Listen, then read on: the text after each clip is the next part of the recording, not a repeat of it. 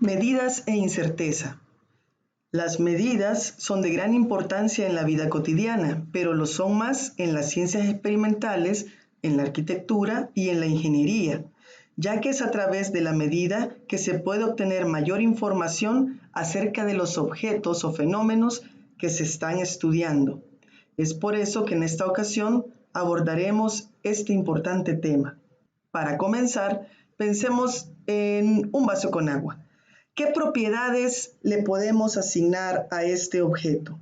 Si lo pensamos, podríamos suponer, por ejemplo, que este objeto tiene un volumen, es decir, ocupa un lugar en el espacio. ¿Qué más podría tener este objeto? Este objeto podríamos decir que tiene tal vez masa, porque ocupa un lugar en el espacio y tiene masa. Podríamos también pensar que, bueno, como se trata de agua, puede ser refrescante. Esa es otra propiedad que tiene este objeto, que sería un vaso con agua. Vemos que es transparente. Transparente. ¿Qué más? ¿Qué más podría tener este objeto? Pues tiene un peso. Y una más. Pensemos que este objeto tiene temperatura.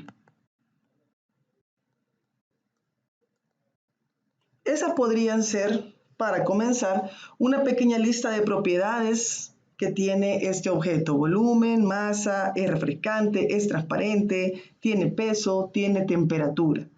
Si pensamos en todas las propiedades que le hemos asignado a este objeto, esas propiedades las podemos clasificar. La clasificación se puede llevar a cabo de esta manera. Primero, pensamos que algunas de esas propiedades pueden ser subjetivas, es decir, dependerán de la persona que las observe. Entre ellas podemos hablar, por ejemplo, de la propiedad que habíamos designado como refrescante, ya que para alguien un vaso con agua puede ser muy refrescante, pero para otra persona tal vez no lo sea. Entonces, esta es una propiedad subjetiva, depende de cada quien. Habrán otras propiedades que se van a considerar objetivas porque no dependen de la persona que las esté observando, son propias del objeto. Si estas propiedades pueden medirse o no, va a ser otra de las características que vamos a tomar para la clasificación.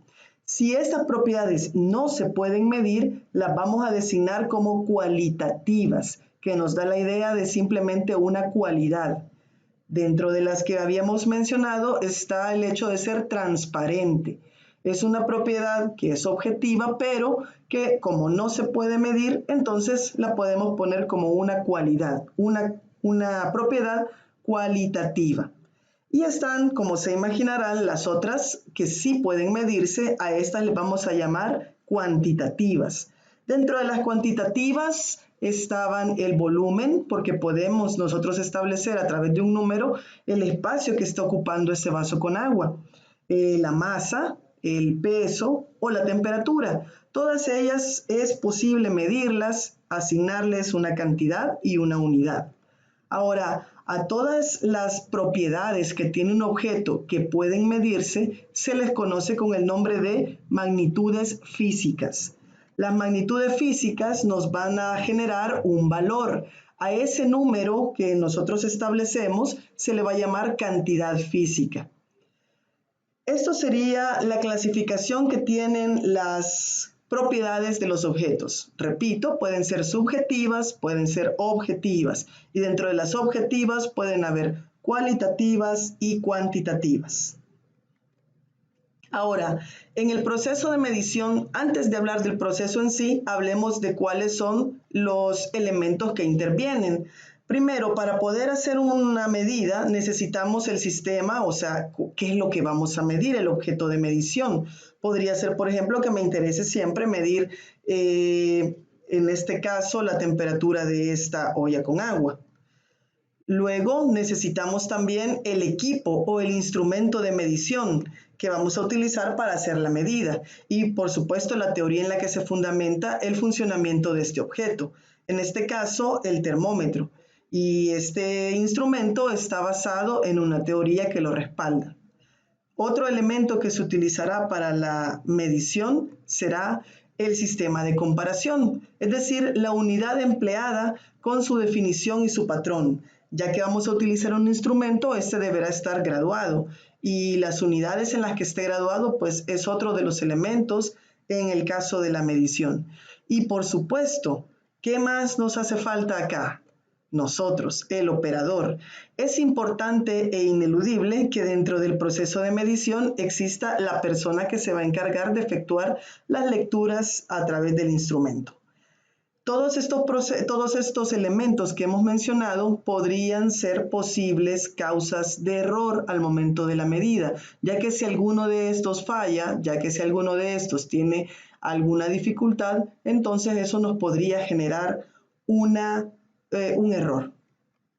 Ahora definamos ya exactamente qué es medir. Medir es un proceso de comparación. Vean qué interesante, dice que es un proceso de comparación. ¿Qué vamos a comparar? Vamos a comparar magnitudes de la misma naturaleza con respecto a una que se ha establecido como patrón. Si nosotros tenemos, por ejemplo, el caso de un patrón, acá tenemos que nuestro patrón va a ser 1 centímetro. El centímetro viene dado por esta longitud desde aquí hasta acá, eso sería 1 centímetro. Y nosotros queremos, por ejemplo, medir nuestro pie. El proceso de comparación consiste en ver cuántas veces es más grande nuestro pie que el patrón de comparación. Acá en esta figura podemos ver que nuestro pie va a ser 1, 2, 3, 4, 5, 6, 7, 8, 9, 10, 11 veces más grande que el patrón de medida, por ejemplo. Y entonces, a partir de eso, nosotros decimos que nuestro pie mide 11 centímetros. ¿Qué estamos diciendo ahí? Estamos diciendo que es 11 veces más grande que lo que se ha establecido como patrón. Y de la misma manera vamos a efectuar siempre procesos de medición, teniendo el cuidado que lo que se esté comparando sea magnitudes de la misma naturaleza, longitud con longitud, volumen con volumen, tiempo con tiempo, etc. Ahora, dependiendo del proceso que se siga para efectuar la medida, esta puede ser de dos tipos. Primero, tenemos las medidas directas.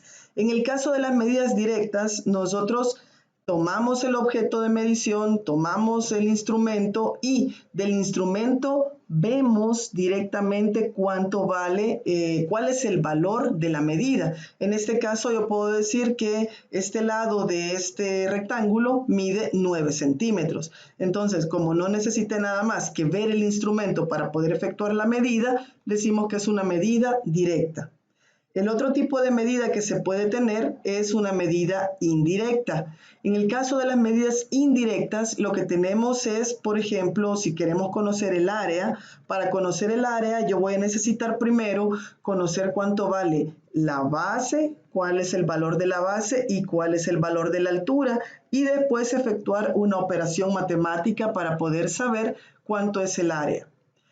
En esta ocasión he necesitado hacer una operación matemática para llegar al valor de la medición que estoy buscando. Por eso es que este tipo de medida se va a llamar medida indirecta, porque a partir de datos obtenidos de medidas directas y después aplicando ahí un proceso matemático, pues vamos a llegar a la medida. No sale de una vez midiéndola o viéndola o leyéndola directamente del instrumento. Y ya en este caso, pues tendríamos, ¿verdad?, que el área va a ser igual a la base, que son 9 centímetros, por la altura, que son 6 centímetros, multiplicamos y hacemos acá la multiplicación. 9 por 6 es 54 y centímetro por centímetro es centímetro al cuadrado. El área tiene entonces un valor de 54 centímetros cuadrados. ¿Ven? Tuvimos que efectuar una operación matemática para llegar a su valor y por eso ese es un tipo de medida indirecta. Te invitamos a continuar revisando el material.